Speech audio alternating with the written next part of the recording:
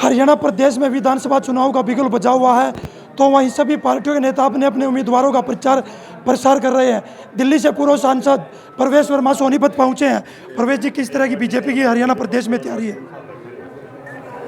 हरियाणा में भारतीय जनता पार्टी की तीसरी बार सरकार बनने जा रही है, ये मैं आपको विश्वास के साथ में कह सकता हूँ। हरियाणा में ये आज तक का इतिहास रहा है कि जिसकी भी दिल्ली में सरकार होती है, हरियाणा में उसी की सरकार बनती है। हरियाणा ने 10 साल तक भूपेंद्र हुड्डा की भी सरकार देखी है और उस सरकार में कितना भ्रष्टाचार होता था, कितना गुंडागर्दी होती थी, कितनी लूटपाट होती थी और हज़ारों करोड़ रुपए की ज़मीन को कैसे रॉबर्ट वड्रा को बेचा जाता था और बड़ी बड़ी कंपनियों के साथ में घोटाला किया जाता था। ये सब हरियाणा की जनता ने देखा है। हरियाणा की जनता एक अच्छी सरकार चाहती है, सबको सुरक्षा देने वाली सरकार चाहती है, हमारे किसानों को, हमारे गरीब भाइयों को उनका हक देने वाली सरकार चाहती है। इसलिए नवाब सैनी सिंह की सरकार बहुत अच्छा काम कर रही है। सैनी जी ने मुख्यमंत्री बनते ही जो हरियाणा के लिए बहुत ही महत्वपूर्ण फैसले लिए हैं, चाहे वो किसानों को एमएसपी देने का फैसला हो, चाहे वो हमारे बुजुर्गों को पेंशन देने का फैसला हो, तो ऐसे ऐसे महत्वपूर्ण फैसले आज हरियाणा आगे बढ़ रहा है। मैं हरियाणा से इसी हलके से, मेरे मामा जी का गांव है, तो मेरा हरियाणा से जुड़ाव रहा है, मेरे पिताजी का बहुत आना जाना रहा है। तो उसी नाते से पार्टी की जिम्मेदारी, पार्टी के कार्यकर्ता होने के नाते हम यहाँ पे राई हलके में आज हमारी जो उम्मीदवार हैं, हमारी आंटी हैं कृष्णा गहलोत जी, उनके प्रचार में यहाँ पे आए हैं। उनके कार्यालय का उद्घाटन है और आज हमने देखा पूरा जीटी रोड ही बंद हो गया है। इतने कार्यकर्ताओं की भीड़ है, इतने लोग यहाँ पर आशीर्वाद देने आ रहे हैं, तो हमें पूरी उम्मीद है कि 5 तारीख को यहाँ से कमल खिलने जा रहा है। आपने कहा कि नायब सैनी मुख्यमंत्री ने कुछ अच्छे फैसले लिए हैं, क्या उन्होंने मनोहर लाल खट्टर के फैसलों को बदला है जो 56 दिन की सरकार उन्होंने चलाई है? नहीं, कोई फैसला बदलने की बात नहीं है। मैंने कहा अच्छे फैसले लिए, और जब भी कोई नया आदमी आता है, नया हमारा लीडर आता है, नेतृत्व आता है, तो वो नए इरादों के साथ आता है, नए सपनों के साथ में आता है। आज वो सैनी जी ने बताया कि एक वो गरीब किसान के बेटे हैं, तो गरीबों का सबसे पहले हक वो उनको मिले, ये उनकी सैनी जी की सरकार की प्राथमिकता है और वो आगे भी रहेगी। लगातार जब 90 सीटों पर उम्मीदवार बीजेपी ने उतारे तो बगावती सुर सामने आए। बीजेपी के नेता पार्टी छोड़कर इस्तीफा देकर निर्दलीय उम्मीदवार मैदान में आ रहे हैं। बीजेपी की मुश्किल बढ़ती जा रही है। देखिए, बगावत का जो है एक संकेत ये भी होता है कि सरकार हमारी बनने जा रही है। अगर बगावत, क्योंकि हमारे पार्टी की टिकट के उम्मीदवार बहुत सारे थे, तो जब उम्मीदवार बहुत सारे होते हैं इसका मतलब है कि संकेत अच्छा है, इसका मतलब है कि सरकार हमारी बनने जा रही है। मगर ये गुस्सा 2-4 दिन का रहता है, उसके बाद में पार्टी के सभी कार्यकर्ता हैं और उन सबको मना लिया जाएगा। अब कांग्रेस भी कह रही है कि हम सरकार बना रहे हैं। बीजेपी के राज में सरपंचों पर लाठियाँ चली, किसानों पर चली, कर्मचारियों को पीटा। देखिए, आज चाहे किसानों को एमएसपी देने का मामला हो तो वो हरियाणा सरकार दे रही है। ये हरियाणा के लोगों ने कांग्रेस की सरकार को भी देखा है, चाहे वो मध्य प्रदेश हो जहाँ पर वहाँ के किसानों को 2-2 रुपये का चेक मिलता था, चाहे वो पंजाब की हालत हो, चाहे वो हिमाचल की हालत हो। जब तक दिल्ली के साथ में डबल इंजन की सरकार नहीं बनती है, आज केवल हरियाणा नहीं, पूरे देश के किसानों के खाते में पैसा जाता है, बिना किसी दलाली के, बिना किसी बिचौलिए के पैसा जाता है। तो ये हमारी सरकार की बहुत बड़ी उपलब्धि रही है। प्रधानमंत्री का किसानों के खातों में सीधा पैसा डालना, ये दिखाता है कि उनका किसानों के लिए कितना दर्द है। इसलिए हरियाणा की सरकार, मैं यहाँ की जनता से कहना चाहूँगा कि आपने दोनों सरकारें देखी है।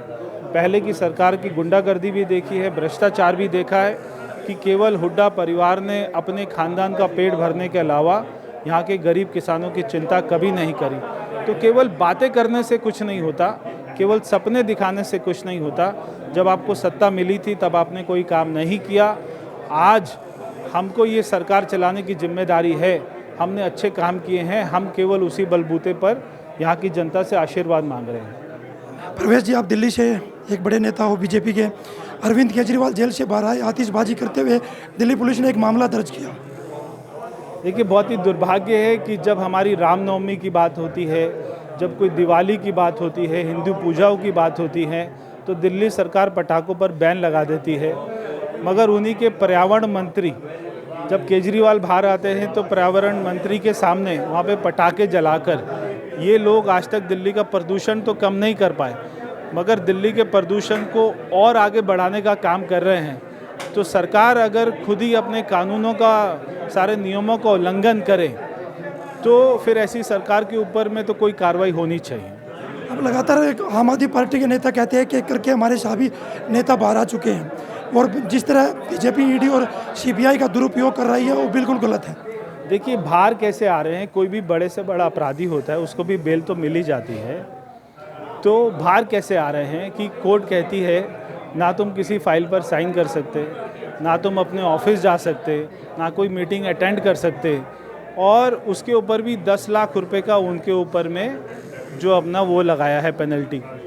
तो ये सारे कंडीशन के बाद में अगर मुख्यमंत्री को वैसे डूब के मर जाना चाहिए शर्म से, मगर एक ऐसा बेशर्म मुख्यमंत्री दिल्ली की जनता को मिला हुआ है कि 6 महीना वो जेल में रहे, दिल्ली का कोई काम नहीं हुआ, मगर उन्होंने अपने पद से इस्तीफ़ा नहीं दिया।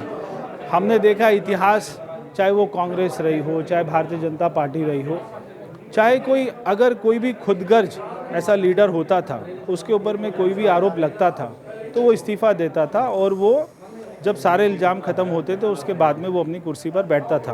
मगर केजरीवाल बहुत ही बेशर्म व्यक्ति है। अब लगातार आम आदमी पार्टी कह रही है जैसे दिल्ली में स्कूल बनाए हैं ऐसे हरियाणा में बनाएंगे, बिजली फ्री देंगे, पानी फ्री देंगे, शिक्षा फ्री, स्वास्थ्य फ्री। मैं हरियाणा के लोगों से कहना चाहता हूँ कि केजरीवाल को कहे कि दिल्ली में एक भी नए स्कूल का नाम बताए जो उन्होंने बनाया है।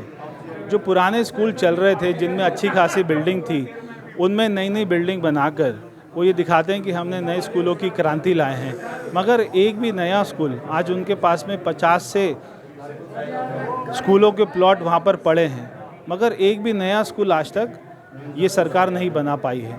तो ये स्कूल की क्रांति, शिक्षा की, चिकित्सा की क्रांति, ये महज केवल दिखावा है, धोखा है, वहाँ पर असली में कोई क्रांति नहीं हुई है। अब लगातार आम आदमी पार्टी हो या कांग्रेस लगातार कह रही है, राजस्थान की बात करें, मध्य प्रदेश की बात करें, वहाँ 500 रुपये में सिलेंडर दे रहे हैं, तो अन्य प्रदेशों में क्यों नहीं बीजेपी दे रही है? देखिए, हर राज्य की एक अपना अपना बजट होता है, अपना अपना रेवेन्यू होता है, उसको अपने अपने ढंग से खर्च करना पड़ता है। मगर मैं ये आपको दावे के साथ कह सकता हूँ, चाहे भारतीय जनता पार्टी की सरकार किसी भी राज्य में है देश में, वहाँ पे किसानों को पूरा हक मिलता है, वहाँ पे गरीबों को पूरा हक मिलता है, वहाँ पे लाडली योजना में बहनों के खाते में पैसा जाता है, किसानों के पैसे में खाता जाता है, कहीं कम जाता है, कहीं ज़्यादा जाता है, मगर जाता है। मगर जहाँ पर भारतीय जनता पार्टी की सरकार नहीं है, वहाँ पर ना तो पेंशन मिलती है, दिल्ली में पेंशन नहीं मिलती, ना दिल्ली में बुजुर्गों को पेंशन मिलती है, ना वहाँ पे विधवाओं को पेंशन मिलती है। तो अपने को कंपेयर करना चाहिए जहाँ पर भाजपा की सरकार है और जहाँ पर भाजपा की सरकार नहीं है। देखिए, हमारे साथ दिल्ली के पूर्व सांसद प्रवेश वर्मा थे, उनका कहना है कि अब की बार हरियाणा प्रदेश में जिस तरह से नायब सैनी ने अच्छे फैसले लेकर फिर तीसरी बार प्रदेश में बीजेपी की सरकार बन रही है, सोनीपत से पवन राठी हरियाणा तक।